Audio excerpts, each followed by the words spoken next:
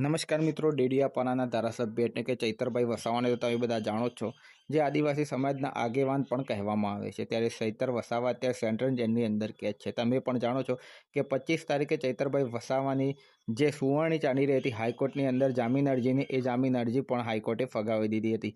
ત્યારે સેન્ટ્રલ જેલની અંદર અત્યારે ચૈતરભાઈ વસાવાની બહેન તેમના માટે રાખડી લઈને પહોંચી છે. તમે બધા જાણો છો કે આજે રક્ષાબંધન છે, જે ખૂબ જ પવિત્ર તહેવાર કહેવામાં આવે છે. ત્યારે વિડીયો વાયરલ થઈ રહ્યો છે ચૈતર વસાવાનો એમની બહેનનો, જે બહુ ભાવુક વિડીયો છે. ત્યારે તમે જાણો છો કે ચૈતર વસાવા અત્યારે સેન્ટ્રલ જેલની અંદર કેદ છે.